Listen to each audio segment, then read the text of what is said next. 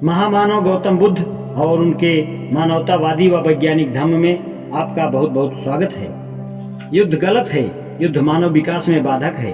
एक बार ऐसा हुआ कि मगधराज अजातशत्रु ने घुड़सवार और पैदल सेना इकट्ठी करके कौशल राज प्रसेनजित के राज्य के एक हिस्से काशी जनपद पर आक्रमण बोल दिया।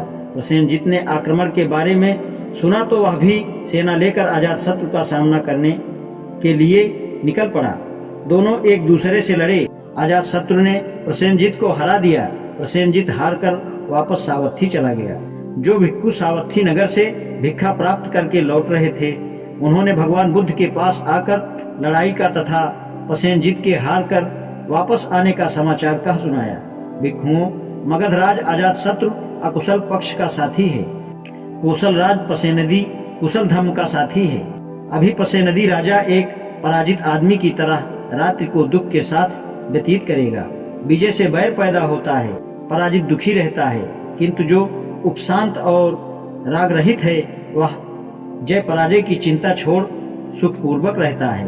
फिर ऐसा हुआ कि वे दोनों राजा दूसरी बार फिर युद्ध भूमि में भिड़े, किंतु इस बार उस युद्ध में कौशल राज प्रसेनदी ने अजातशत्रु को हरा दिया और जीवित पकड़ लिया।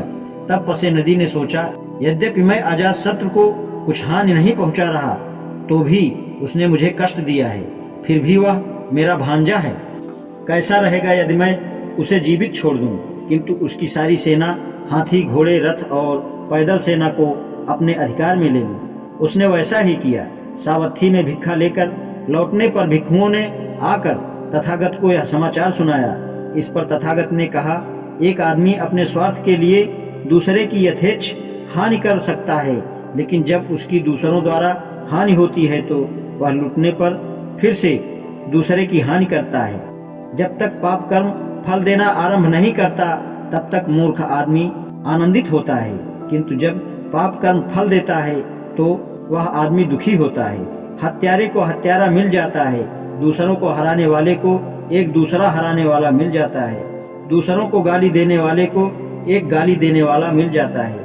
इस प्रकार कर्म के विकास के फलस्वरूप जो आदमी दूसरे को कष्ट पहुंचाता है, वह स्वयं भी कष्ट पाता है। आज इतना ही, शेष कल। धन्यवाद।